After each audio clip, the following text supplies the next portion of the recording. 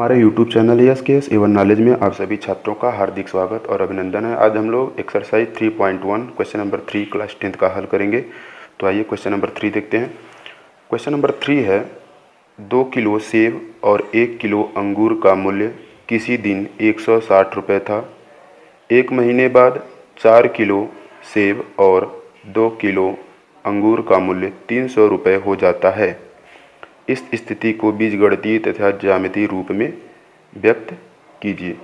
तो आइए इस क्वेश्चन को हल करेंगे। तो सबसे पहले यहाँ पे जो सेब दिया है तो उसका हम मान लेंगे कि माना सेब का मूल्य x रुपये तथा अंगूर का मूल्य y रुपये है।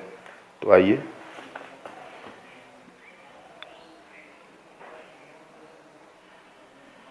माना 1 केजी सेब का मूल्य x रुपये तथा 1 केजी अंगूर का मूल्य y रुपये। ठीक है।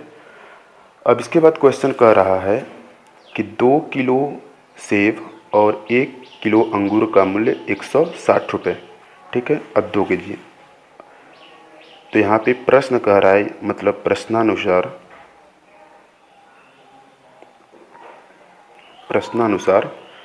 क्वेश्चन कह रहा है 2 केजी सेब।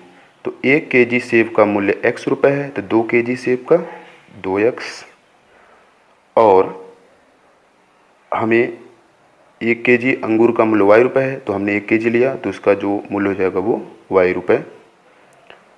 तो 2 केजी सेब और 1 केजी अंगूर का मूल्य दिया है, मतलब इन दोनों को क्या होगा, योगफल। टोटल मूल्य कितना दिया है, 160 रुपये। ठीक है। ये हमारा आ गया इक्वेशन नंबर फर्स्ट, पहले कंडीशन से। फिर दूसरे कंडीशन में क्वेश्चन कह रहा है कि 4 केजी सेब और 2 केजी अंगूर का मूल्य 300 रुपये हो जाता है। मतलब 4 केजी सेब, तो 1 केजी सेब का मूल्य x रुपये है, तो 4 केजी सेब का मूल्य 4x तथा 2 केजी अंगूर, 1 केजी अंगूर का मूल्य y रुपये है, तो 2 केजी अंगूर का मूल्य 2y रुपये, और दोनों लेने पर कुल हमें 300 रुपये देने पड़ते हैं। ये हमारा हो गया इक्वेशन नंबर 2। तो ये जो इक्वेशन फर्स्ट और इक्वेशन 2 आया है, ये हमारा बीजगणितीय निरूपण यही है। अब इसके बाद हम बात करेंगे ज्यामितीय या ग्राफीय निरूपण। तो उसके लिए हमें क्या करना होगा, सबसे पहले समीकरण 1 और समीकरण 2 के मान निकालने होंगे। आइए, तो सबसे पहले समीकरण 1 लेते हैं। 2x + y बराबर 160। अब यहाँ से हम वही टेबल बना लेंगे जैसे हम पीछे करते थे ग्राफ बनाने के लिए। कम से कम 2 बिंदुओं की आवश्यकता होगी। यहाँ पे हम x लिख लेते हैं, यहाँ पे i, y, और ये पॉइंट A और ये पॉइंट B। तो समीकरण 1 में हम x बराबर 0 पर x का मान 0 रखेंगे तो क्या हो जाएगा, 2 गुणे 0 + y बराबर 160। अब 2 का गुणा 0 में करेंगे, 0 + y बराबर 160। तो यहाँ से ये y का मान आ गया 160। हमने x का मान 0 रखा तो y का मान हमें 160 मिल गया। ठीक है। ठीक उसी प्रकार से अब दूसरी बार हम क्या करेंगे, इसी इक्वेशन में y बराबर 0 रख देंगे, y बराबर 0 पर। अब y बराबर 0 जब रखेंगे तो ये क्या हो जाएगा, 2x + 0 बराबर 160। अब यहाँ पे हो गया 2x बराबर 160। तो यहाँ से x का मान निकालेंगे, तो ये हो जाएगा 160/2। तो यहाँ से x बराबर हमारा आ जाएगा, 2 का भाग 160 में देंगे तो आ जाएगा 80। ठीक है। तो हमने जब y का मान 0 रखा तो हमें जो x का मान मिला वो मिल गया 80। तो हमें समीकरण 1 से ग्राफ बनाने के लिए ये 2 पॉइंट मिल गए हैं। अब हम समीकरण 2 की बात करेंगे। तो समीकरण 2 हमारा है वो है 4x प्लस 2y बराबर 300। अब ठीक उसी प्रकार से यहाँ भी हम एक टेबल बनाएंगे।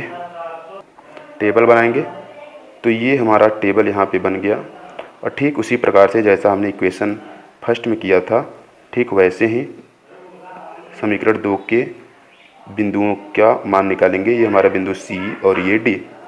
तो हम क्या करते हैं, समीकरण 2 में x बराबर 0 पर, ठीक, तो x की जगह पे 0 रखेंगे तो 4 गुणे 0, समीकरण 2 हमारा 4 गुणे 0 प्लस 2y बराबर 300। तो 4 गुणा 0 में 0 प्लस 2y बराबर 300। तो यहाँ से 2y बराबर 300। तो यहाँ से जब y का मान निकालेंगे तो 300/2, तो ये आ जाएगा 2 का भाग 300 में देंगे तो ये आ जाएगा 150। मतलब हमने जब समीकरण 2 में x का मान 0 रखा तो y का मान आ गया 150। ठीक है, अब हम क्या करेंगे, अब हम समीकरण 2 में y बराबर 0 पर, अब समीकरण 2 में y बराबर 0 रखने पर, तो समीकरण 2 हमारा है 4x प्लस 2y, तो y बराबर 0 रखेंगे तो यहाँ पे y की जगह पे 0 बराबर 300। अब यहाँ पे होगा क्या, ये हो गया 4x, 2 का गुणा 0 में करेंगे तो ये 0 बराबर 300। तो ये 4x बराबर 300। तो यहाँ से हमें x का मान चाहिए, तो 4 गुणा कर रहा है तो उसको पक्षांतर कर देंगे हम, तो ये हो जाएगा 300/4। अब 300 में 4 का भाग देंगे तो ये आ जाएगा हमारा 75। ठीक, तो जो हमने y बराबर 0 रखा तो हमें x का मान मिल गया 75। अब देखिए हमें समीकरण 1 और समीकरण 2 दोनों के हल, मतलब बिंदु A, B और C, D मिल गए हैं। तो इसकी सहायता से अब हम ग्राफ बना देंगे। अब हम इन बिंदुओं की सहायता से ग्राफ बनाएंगे। तो ग्राफ बनाने के लिए ग्राफ पेपर का प्रयोग करेंगे। तो आइए ग्राफ बनाते हैं। अब समीकरण 1 और समीकरण 2 के बिंदु हमें पता हो गए, यहाँ पे A, B, C, D इसके निर्देशांक हमें मिल गए हैं। अब इसको बनाएंगे। तो देखिए सबसे जो पहला पॉइंट है A, वो है x का मान 0 और y का मान 160। तो ये है x का मान 0, तो ये हमारा x अक्ष और ये हमारा y अक्ष। तो x का मान 0 यहाँ पे होगा और y का मान है 160। तो y का मान यहाँ पे 160 है, 160, यहाँ पे y का मान 160। तो ये वाला जो पॉइंट, ये पॉइंट हमें A है, पॉइंट A, इसका जो निर्देशांक है वो 0,160। ठीक, अब इसके बाद जो दूसरा पॉइंट B है उसका निर्देशांक है 80,0, मतलब x का मान जो है वो है 80। तो x का मान है 80 प्लस का, तो हमारा x अक्ष पर 80 यहाँ पर है, तो ये हमारा 80 और y का मान 0। तो y का मान जब 0 है तो ये पॉइंट यहीं पर रहेगा। इसका मतलब ये वाला बिंदु हमारा है B और इसका जो निर्देशांक है वो है 80,0।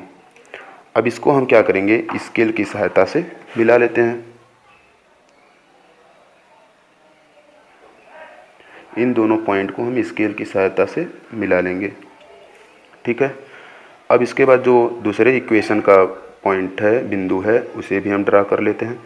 तो उसमें जो पहला बिंदु है x का मान 0, x का मान 0 और जो y का मान है वो 150, तो वो आएगा 140 और 160 के बीच में यहाँ पे।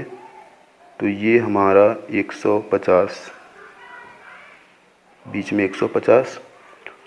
और जो दूसरा पॉइंट है,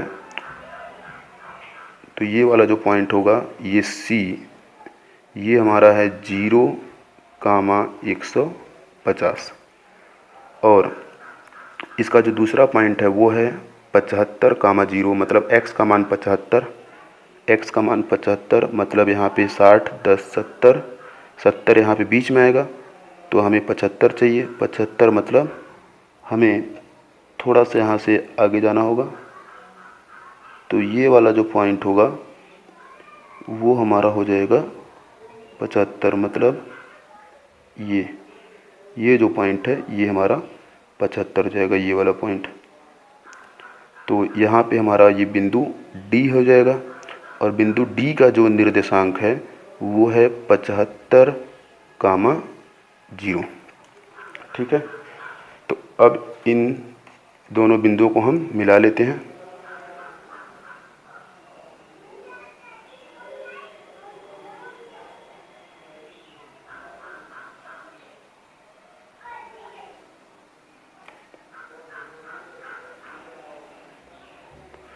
तो ये क्वेश्चन नंबर जो हमारा 3.1 का क्वेश्चन नंबर तीसरा था उसका ये ग्राफ है। तो ये दोनों ग्राफ यहाँ पे बन गए हैं। तो जो ये पहला वाला ग्राफ है ये हमारा इक्वेशन 2x प्लस वाई बराबर 160 और जो ये नीचे सी डी रेखा है ये हमारा दूसरा इक्वेशन 4x प्लस 2y बराबर 300 का है। तो ये क्वेश्चन हमारा कंप्लीट हो गया। तो हम आशा करते हैं आपको ये क्वेश्चन समझ में आया होगा। तो हमारे चैनल को लाइक, सब्सक्राइब और शेयर ज़रूर करें तथा बेल आइकन का बटन ज़रूर दबाएं जिससे कि आने वाली सभी वीडियो आपको समय समय पर मिलती रहें। धन्यवाद।